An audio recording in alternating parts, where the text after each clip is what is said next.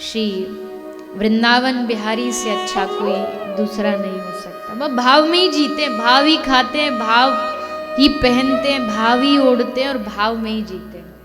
इनको दूसरा कुछ नहीं चाहिए। दुनिया के मंदिरों में कोई जाता है, कोई सोना चढ़ाता है, कोई हीरा जवाहरात चढ़ाता है, किसी ने लाखों का ये चढ़ाया, किसी ने लाखों का वो चढ़ाया। पर वृंदावन के ठाकुर जी कहते हैं मुझे तेरा 1 रुपया नहीं चाहिए, तू अपने पास रख। और मुझे तो इस रुपया का कतई एहसान दिखा मत देना, क्योंकि तू मेरी खा रहा है।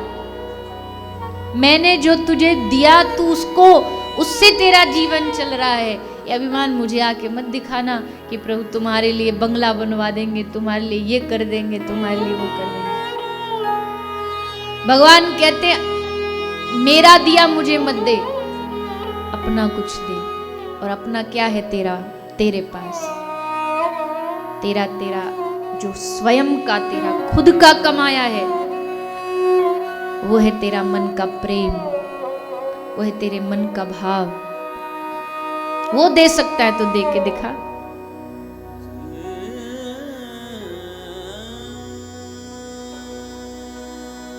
माफ करना, मैं कोई ऐसे खिलाफ नहीं हूं, पर बिहारी जी को 56 भोग लगाओगे ना डलिया में, वो धन से आया, आपने लगा दिया ठाकुर जी को भोग। लेकिन असल में उस 56 में एक डलिया में भी अगर तुम अपना दिल निकाल के, हृदय निकाल के रख दो ना, तब ठाकुर जी 56 भोग स्वीकार करेंगे। ऐसे थोड़ी केवल भोजन के खाने के भूखे थोड़ी है, केवल खाने की भूख थोड़ी ठाकुर जी को, भाव के भूखे, भाव के वश में भागे चले जाते। जैसा मैंने कल कहा ना, कोई जरा बुलाए तो चल पड़ते। एक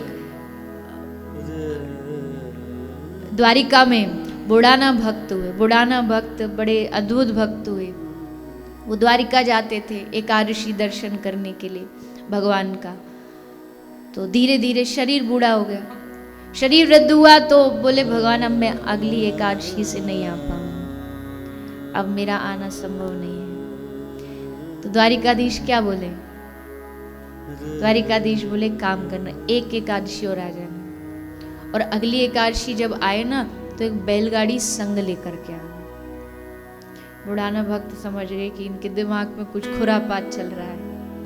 द्वारिकाधीश बोला क्या करोगे आप उस बैलगाड़ी का? द्वारिकाधीश बोले जब तू आए ना तो हमको उस बैलगाड़ी में संग बिठा के अपने गांव ले चल। बुढ़ाना बोला मरवाओगे भगवान, ये द्वारिका वाले हमको जीने नहीं देंगे, पता लग गया ये बूढ़ा आदमी मूर्ति लेके जा रहा है। भगवान बोले वो हम सब संभाल लेंगे, तू बस बैलगाड़ी की व्यवस्था करके ले आना, बस इतना काम है तेरा। अब भगवान की आज्ञा कैसे टाले? अगली बार बुढ़ाना आए एकादशी को तो बैलगाड़ी लेकर के आए, ठाकुर जी को बिठाया, द्वारिकाधीश को बिठाया और लेकर के चल पड़े।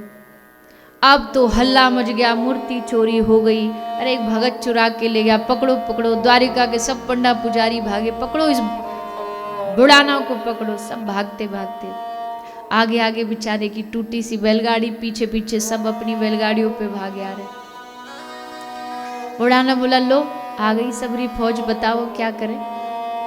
भगवान बोले कुछ मत कर, बस चलता जा चलता जा। प्रभु ये आ जाएंगे हमको पकड़ लेंगे। भगवान बोले एक काम कर, हमको यहीं छोड़ करके तू यहाँ कहीं आसपास छुप जा। तो मूर्ति वहीं छोड़ के बुढ़ाना झाड़ियों में छुपे। सब आए भागे भागे, देखा बैलगाड़ी मूर्ति रखी, अच्छा चलो मूर्ति तो मिल गई, ढूंढो उसको, चोर को पकड़ो, उसको मारो उसको। सबने ढूंढा, झाड़ियों में छिपे थे बुढ़ाना भक्त, सो उनको मारा। जैसे मारा, मारने के बाद आए बोले चलो अब ठाकुर जी को लेके। जैसे मूर्ति का पर्दा हटा के मूर्ति को देखा, जहां जहां बुढ़ाना को मारा भगवान की मूर्ति के सब जगह उस अंग पर निशान बने हुए थे पिटाई के। भगवान ठाकुर जी के पूरे शरीर में निशान बने थे। घबरा गए पुजारी, हाथ जोड़ के बैठ गए। द्वारिकाधीश प्रकट होकर के अपनी वाणी से बोले मैं तुम्हारे साथ नहीं जाऊंगा।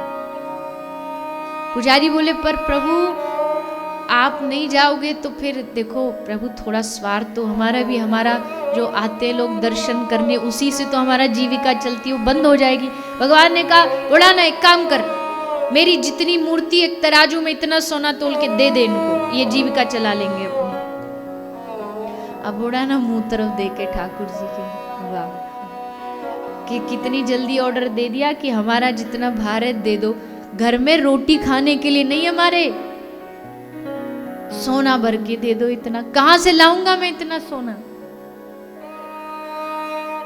पर भक्तवत्सल ठाकुर जी बोले कुछ भी नहीं, कुछ भी नहीं है।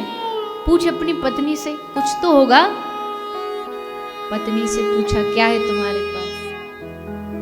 कुछ नहीं है, बस एक नाक की छोटी सी नथ है, बाली है, इससे थोड़ी इतना भारी मूर्ति का हो जाएगा, कोशिश करके देखो। और जैसे एक तराजू के पल्ले में वो नाक की नथनी रखी, नाक की नथनी का पल्ला नीचे हो गया। ठाकुर जी बोले लो, हमने बस देखो शर्त लगाई थी कि जितना हम तुल जाए उतना सोना, ये लो तुम नथनी ले जाओ। ऐसे भक्त वत्सल भगवान संसार में दूसरे कहीं नहीं मिलेंगे। बस खोजते हैं कैसे भी भक्तों के पास जाने का रास्ता खोजते हैं, कोई बहाना बनाते, कोई मार्ग अपनाते, पर जाना भक्तों के पास है। उनको वैभव नहीं पसंद है, बड़ा बड़ा वैभव उनको नहीं पसंद है, केवल मन का भाव पसंद है। और वही हमारे अंदर नहीं है। हमारे पास वैभव बहुत है। भगवान के लिए क्या बनाया हमने? घर में एक पूरा कमरा भगवान का मंदिर बना रखा है, चांदी का सिंहासन बना रखा है। हम भगवान के ये करते हैं, लेकिन भाव, उनसे स्नेह, उनसे प्रेम, बस जब भी भगवान के सामने जाओ वह यही चीज मांगो कि हे प्रभु मेरे मन में आपके प्रति प्रेम भर दीजिए, मेरे मन में आपके प्रति भाव भर दीजिए। जैसा अभी संसार के लिए प्रेम है, जैसा अभी परिवार के लिए प्रेम है, जैसा अभी धन दौलत के लिए प्रेम है, वैसा प्रेम मेरा आपके प्रति हो जाए, आपके चरणों के प्रति हो जाए।